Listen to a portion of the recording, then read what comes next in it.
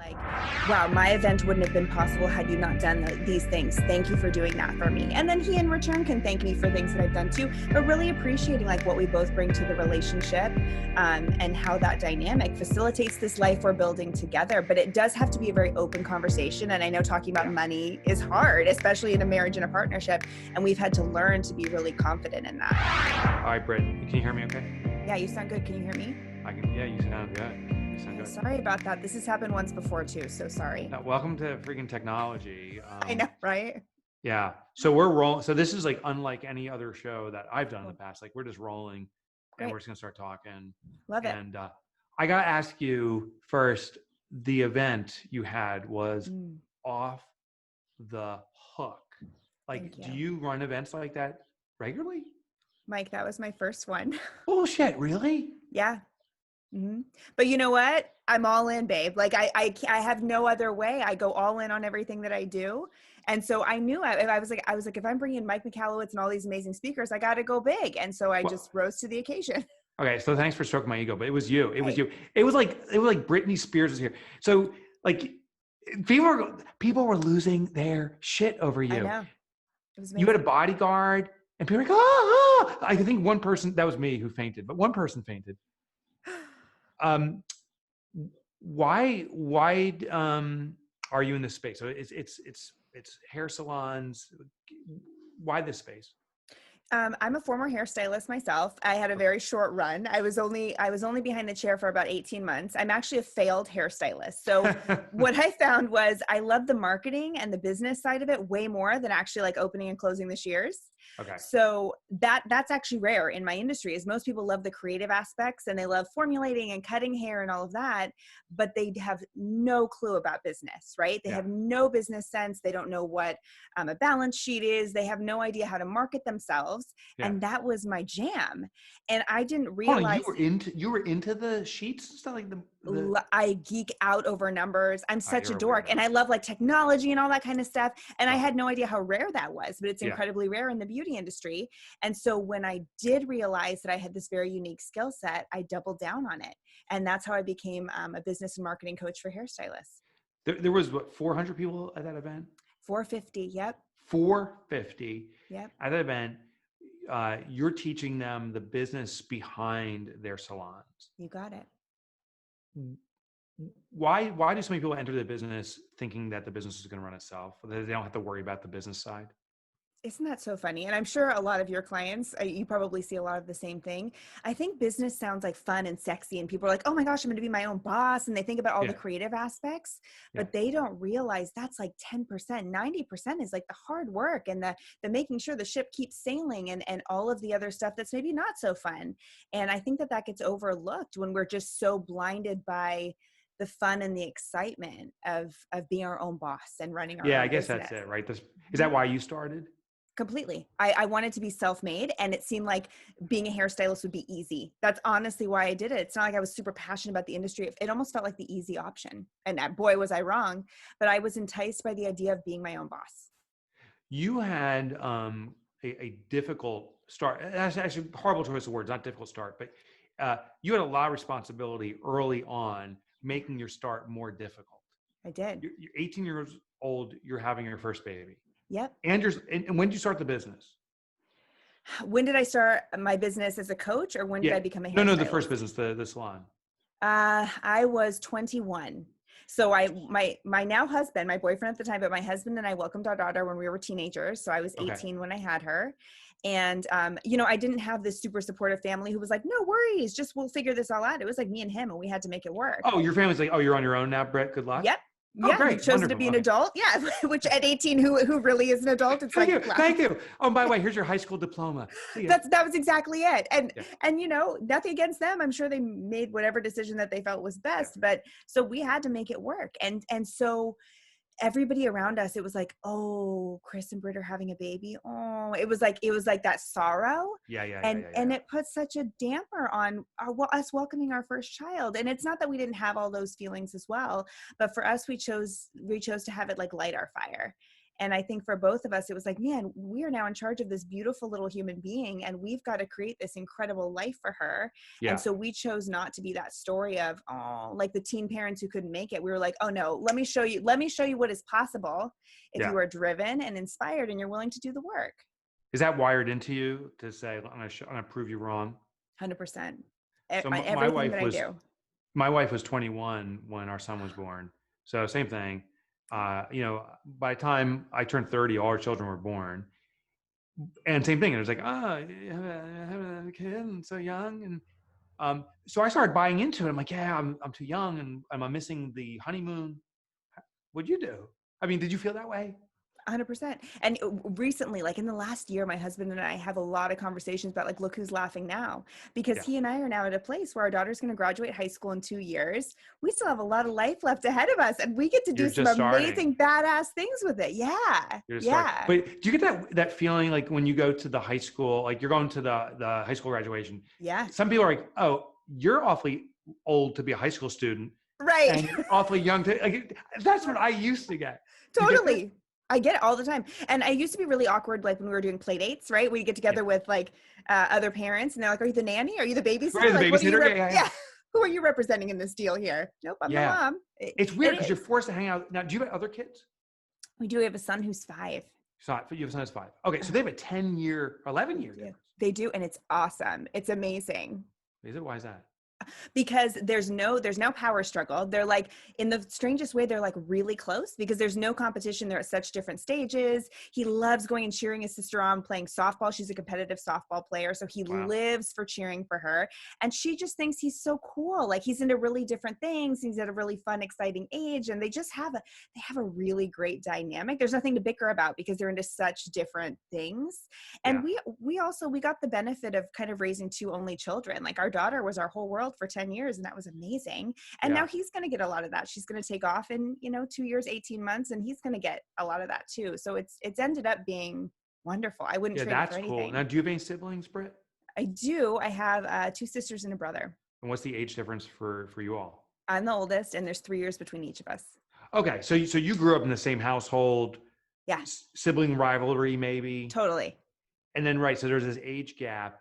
But now you're raising kids the whole time while running a business. Yeah. So and that's a struggle. I mean, that's really difficult. And I think that's one of the things, like, I don't know if you experienced it, Mike, but that's one of the things that people don't talk about. I think people like from the outside will look at me. They're like, wow, and she's a stay-at-home mom that makes money. And it's like, no, crazy. I am like killing myself to do all the things. It's difficult to run a business and raise a family and keep a marriage intact and do all the things. It's not as easy as I think people perceive it to be. This show's called All Up in Your Business. I get all up in your business. Are you the breadwinner? I am. Okay. Big time. So now this is really could be an ego punch to some people. I don't know your husband, but for me, I would be like, first of all, you're making more money than me. Second of all, you're raising the kids. Like to me, that might be difficult to swallow. Has there ever been like any kind of like ego challenge? 100%. Okay. So good. So your husband's a man then. Okay. Exactly. Exactly. Very much so. And he's a fireman. So I mean, it's awesome. really all in, because the dynamic in his work culture is that a lot of fire wives don't work. They just stay home and take care of kids. And we have a very different They're the ultimate providers, right? Ultimate provider. And protectors. Yeah. Exactly. Okay. So you're the breadwinner. How's your husband dealing with it? What? He gets ribbing it. I guarantee he's at the firehouse and they're like, oh, your wife get that for you. Like, 100%. He pulls up in his brand new truck. They know he didn't buy it from, I mean, of course, like all the things, right? All the things. Yeah. You know what? I got really lucky, and we've been together for about 20 years, and we've chosen to really be partners. And that doesn't mean it's always been easy. I remember when we bought our house. Yes. I was like, we did this. Like, I'm so proud of us. And the first thing he said is, well, no, you did this. And it was like, oh man, because as much as I see it as a partnership, like I wouldn't have built any of this without having an amazing partner like him. There is still that dynamic of my wife as the breadwinner. It's like, it is still so ingrained in that. And it's something we have to work through. Yeah. So how do you work through it? Like, so he says it's your house. You bought the house. Like, how do you can say, no, it's our house, but how does he own that belief? It's something that we constantly work on, and we have good years and bad, I think, in working on it. But I'm constantly reminding him and appreciating the things he does that make all of this possible for me. And the word partner, like, we have really embraced that probably in the last 2 years.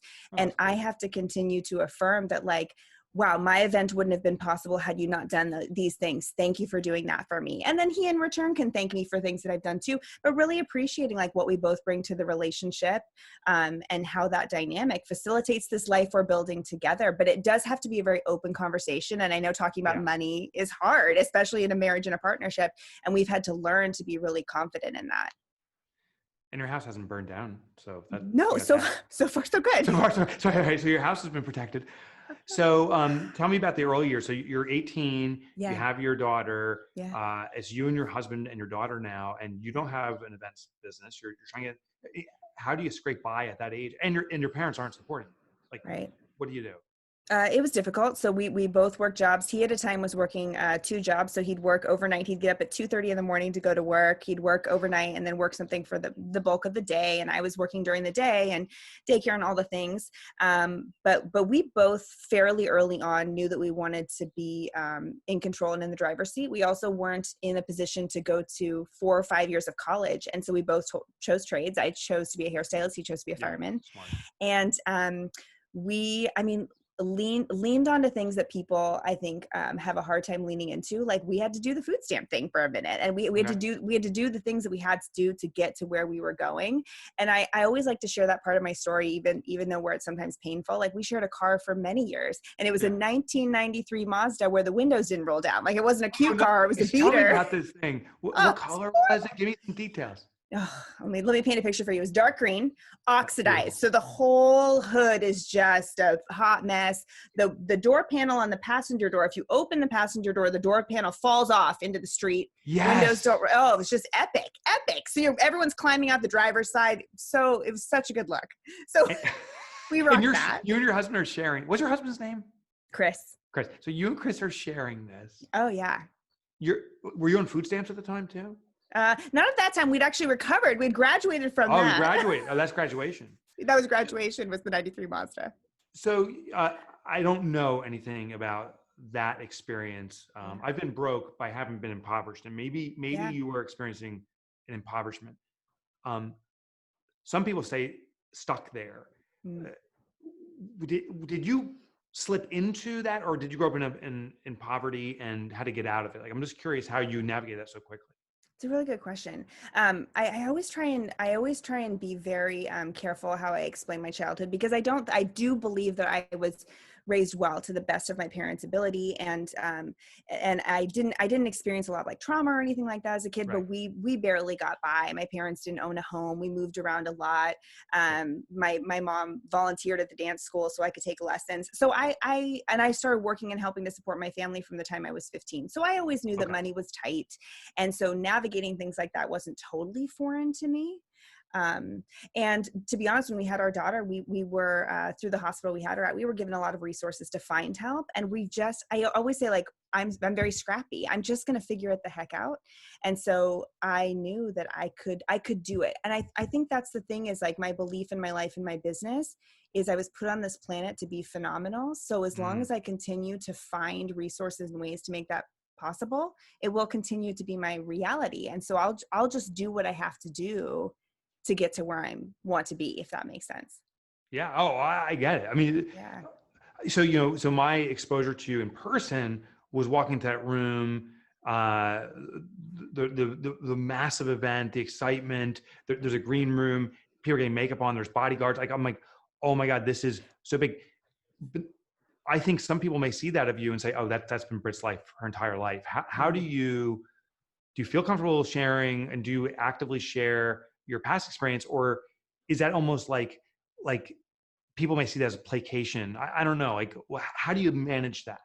I'm just starting to share a little bit more about like my past experience in my life. I don't know if that was a thing for you too, but I think it took me a while to be comfortable sharing like my entire story. I don't know. Oh, totally. Yeah. I think there was something about being a business coach that I felt like I had to appear like I had it all together. And if anybody else is listening to this and they feel that pressure too of like, oh no, you need to be the whole package and you need to look like you have all the answers and you've got it all figured out, like let the air out of that room, because sharing your truth and your actual story is, I think the most respectable thing that you can do. Totally, right? I think Right. the fake it till you make it is total bullshit. Like, Agreed. yeah. Do you still have a picture of that lime green oxidized Mazda? I'm sure I could pull one up somewhere. God, what a great opening picture that would be. I know, Wouldn't right? it be better next time you have a big event, you pull up in that? Everyone pulls up in limos. Oh my gosh, yes. Do that. We jokingly told my daughter, she's 16 now, we were like, you know what you're getting for your first car? The Mazda's coming back out. Yeah. Are you buying her a car? We did. We bought her a car. She has a beautiful brand new Subaru, which is amazing. Like, it's amazing to be able to do those things for our kids now. That's amazing. Yeah. So now do you have the flip fear? Because now you've achieved a pretty significant degree of financial comfort, I presume. Mm-hmm. Is that true? Completely. Yeah. Okay. So enough that you can buy your daughter a car. Is there now a fear of the reverse happening? Now, she may not be scrappy. She may be soft. You may be entitling her. What's your thoughts? Completely. It's a very real fear that I talk about all the time. And I talk openly with her about it. We have a really good, honest relationship, but raising a millennial is crazy. It's insane because they have been raised very differently than, generations previously. And there's a little bit of entitlement. And I do see a little bit of a lack of work ethic. And that being said, we run a household where you do chores and you're not paid for them. And we try and instill a lot of those values, but we are not paying for her to go to college. She'll have to figure that out herself. It'll either be student loans, or I don't know if she chooses to go to college or whatever it will be. But we've told her, we're your parents and we're here to support you, but we found a lot of value in the struggle and learning to do things ourselves. So that is going to be our expectation of her, is that, you're a child right now. When you graduate, we look forward to seeing what you're going to do with the next stages of your life, because we're not going to be the safety net for everything. She's going to have to struggle a little bit. What's your thoughts on colleges? I mean, you didn't go, right? No, do you know what? Lay it on me. Lay it on me. I'm anti-college. I know that is so not the popular opinion. Yeah. I think that, so I graduated high school in 2002. Okay. And I think even at that time, it was great. So where are you going to college? It was like the expectation, and you got put into the college machine. I watch all those kids I graduated college with. A lot of them aren't doing a whole lot. Yeah, you're kicking their ass, right? I'm kicking their ass. Yeah, so it's like, you spent 5-6 years. I hope you had a great time, because now you're in mounds of debt. Yeah. Some of you have cool jobs. A lot of you are still trying to figure out what the hell you're doing. Yeah. And so it's hard for me to advocate, like, okay, that's what you need to do. Now, if she says she wants to be a physician's assistant, she wants to be something where going to college is part of the game. Abso-freaking-lutely. But going to get a communications degree, I'm not sure I buy into that idea. Yeah. They have an entrepreneurial degree at colleges, which was just shocking. You're kidding. Yeah. There's certain colleges you can graduate with a degree in entrepreneurship. And what is your thought on that? It's ridiculous, because thank you. No, it's so stupid. Like it's called life experience, man. Yeah, that's the definition of entrepreneurship. The definition of entrepreneurship is not the education through schools. It's the education through, hard knocks. That's it. I'd rather her take an internship, work somewhere for free for 2 years, see what life is all about, and call that her education, But, I fall into the trap that if my kids don't go to college, I'm compromising them, and there's societal pressure. So all my kids have gone to college. I can't say they derive benefit from it. You know what? I take it back. They got one interview because they had a college degree. They got an interview. It was a $200,000 in cost to get one interview. That's it. In high school, what were you picked as? Like, were you picked as most likely to succeed? What was your clique and all that stuff? Probably most likely to have a good time. Were you really? 100%. Yeah. I don't think anybody would have said, Britt's going to be an amazing businesswoman. Like, people will come across me on LinkedIn from high school now, and they're like, holy shit, you have blown me away. I don't think that anybody thought I wasn't like a loser. I wasn't going to be ultimately successful either. I don't know. I was lost. I was super lost. I was a very free spirit, for sure. Okay. So no one picked you to be the dominant one. And Nope. How many kids graduated in your high school class back then? About 350. So you graduated, what, 98, 99? 2002. Oh, that's what because you said 2002. It's okay. Yeah. I just feel awfully old right now, so I'm trying to push you down a little bit. Oh my gosh, get out of here. 2002, I had like 7 grandkids by then. Stop. Okay. So you graduated in 2002. There was a couple hundred kids, you said? Yeah, 350. Oh my God, it's a big class. Yeah. Are you in touch with anyone anymore? Like regularly? Do you have like your 2 or 3 friends you're still in touch with, or? Yeah. My very best friend, she lives a mile from me. So we still keep in touch for sure. So let's talk about her story. So your best friend, Uh, she graduated with you. If you liked each other, you must have been similar to some degree. yeah. What's her story? Did she go to college? What did she do? Went to college. She's a teacher, but she's a traditional teacher, right? So we're both educators, but I educate in a very different way than she does. Okay. So she used to teach high school. Now she teaches elementary school. Oh, cool. Went and got her master's, still paying for that college education. I mean, complete opposite, and makes a teacher salary. What's her name, by the way? Caroline. So I bet you people say to Caroline, you are a contributor to society. We need you so badly. Thank you for your doing. Here's your $40,000 a year salary and the tons of debt. They go to you, they go, hey, Britt, you kind of got an ego going on because you're super confident, cocky. This is what outsiders are saying, in my opinion. Insiders like, holy shit, this is magic. And you're making 400,000, probably more than that. Is that true? Like the judgment placed on you versus Caroline, I bet you is dramatically different. It is. You've probably felt that as well. It's a really interesting dynamic, and it almost makes it difficult to talk about success. There's almost, I don't know if you've ever felt success shamed, but I have for sure. Yeah. And that's something that people don't often talk about. You're almost, I'm not embarrassed of my success, but it almost becomes this like Voldemort, like he who should not be named. Like you can't talk about how amazing you are. So how do you deal with it, Britt? I mean, we do keep it very humble. Like if you came to our home or you were welcomed into our house, it's not flashy. There's nothing like the overtly crazy, but it's awkward. I mean, it's something that my husband and I talk about all the time. We call ourselves the anomaly. Like sometimes people, I don't know if you've ever had this, Mike, but people will ask almost like questions, like they're trying to figure us out, or they're totally. Oh my gosh. And it's so odd and uncomfortable.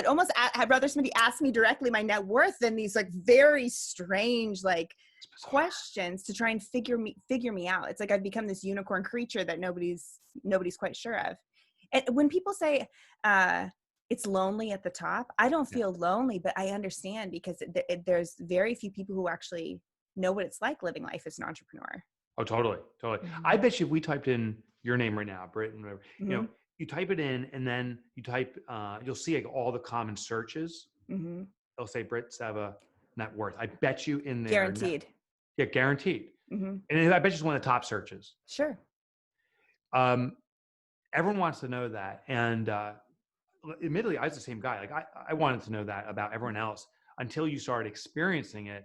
Yep. And it's like, oh, net worth is actually someone's contribution to society as opposed to how much money they're making.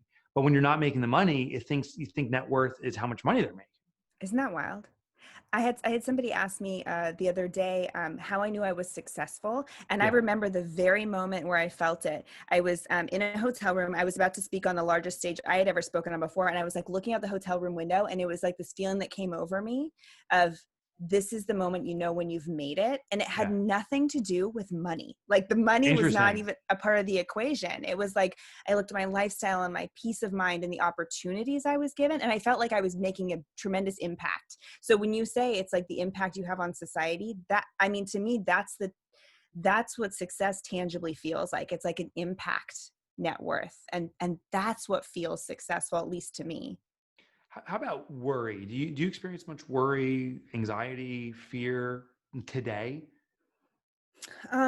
In some ways I do. Okay. I feel like, I wonder if you feel this too. I would love to know your take on it, but I feel like I've taken on this huge responsibility of choosing to uplift my industry. And so the pressure on me to continue to do the work I need to do to make sure I'm owning my promise, I feel anxiety around that. I don't feel anxiety around like, what if I lose my business, or what if I don't make enough money? I don't have any anxiety about that because I have the mindset of, I'm going to create an amazing life. So I could lose this business today and create something else tomorrow. I don't have fear around that. But I feel like I have taken on tremendous responsibility to help people up level their lives. And that stress actually gives me some anxiety. Oh, I can see that. So that anxiety must be different though than when you and Chris were surviving check by check. Completely. Right. That's survival anxiety. Right. This is impact. What do you call it? Impact anxiety? That's interesting. I guess I would call it impact anxiety. Yeah. Okay.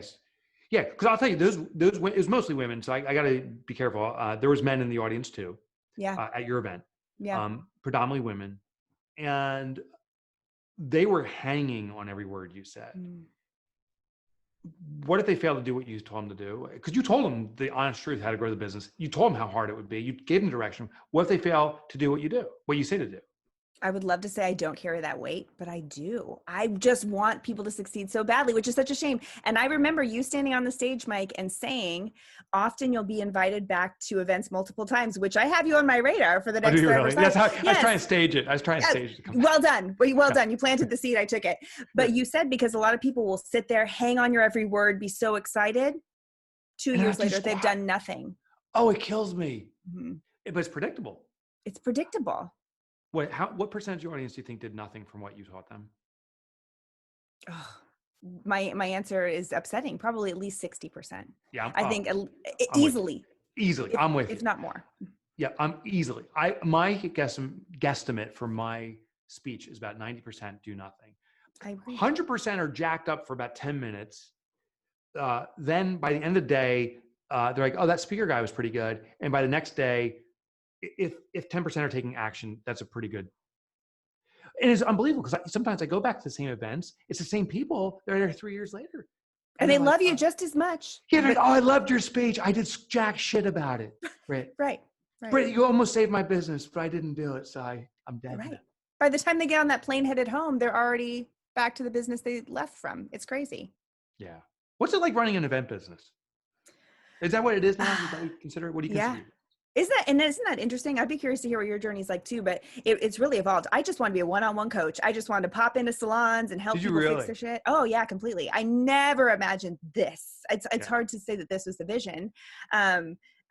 It's amazing and it's exciting. It's very humbling. It's very surreal. I always say I almost feel like I live 2 lives. So in my personal life, people call me Brittany. So I feel like Brittany lives this one life where she's seen as the girl she always was. And then Britt can stand on a stage and empower a group of men and women. It's very interesting. It's an interesting dynamic to run this events business, and it's stressful and it's hard. And you know, what's so funny? I always joke, with that big event that you came and spoke at, I was convinced nobody would come. I was like, we're going to put all this work into it. No one's showing up. Yeah. What a waste of time and effort. Well, turns out it ended up being kind of a big deal, but it's stressful and exciting and humbling all at the same time. What's it cost to put on an event of that size? Oof, that one was about $200K. Mother ever. See, people don't get that. Yeah.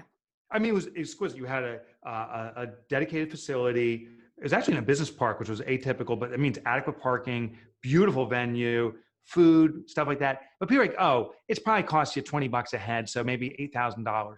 Isn't that crazy? I know. 200 grand. Yeah. Yeah. And there's probably extraneous expenses I'm not even calculating into that, but I'm sure. Yeah. You said Britt, when you're on stage, Brittany, your friends, what do you actually own that yourself? When you are on stage, or you're calling yourself Britt, and when you're off stage, Brittany? Mm-hmm. Bullshit, really? You are? Mm-hmm. Yeah, totally. It's like an alter ego. Yeah. Yeah. And it's actually been very, very freeing for me, I think, as an entrepreneur too, because then I feel like I have a space to, like, I'm just going to be Brittany right now. I'm just going to spend my whole weekend as Brittany and just do my thing and take off my hat. And cool. It kind of happened by accident, but it's ended up being really freeing and really wonderful. Do you have employees? I do. I have a team of 16. How many people work for you? 16? Mm-hmm. And how many events do you do a year? We only do one large format event a year, and then we'll do 2 or 3 smaller ones, maybe a room of 60, 100, something like that. And do you generate revenue any other way? Yes. I have a digital membership. That's where the majority of my revenue comes from. And I think that's a big misconception about events too, is that they're not necessarily huge profit winners. They can be, but often you're selling something additional or offering additional opportunities. I can't say that that's like my most profitable piece. That for me is a part of like my marketing funnel. That's awareness. It creates FOMO, retention. Exactly. But that's definitely not where the majority of my revenue comes from. Online education, private bookings, coaching, things like that. What's the membership cost for a typical member? So $59 a month or $6.99 for a year. So it's inexpensive. It's inexpensive. And I wanted that. I wanted a really low barrier to entry. And then there's additional things you can do. You can become an elite member, and there's additional add-ons. Okay. So you can upgrade. How many members do you have at the 59 level? I think right now we have about 4,500.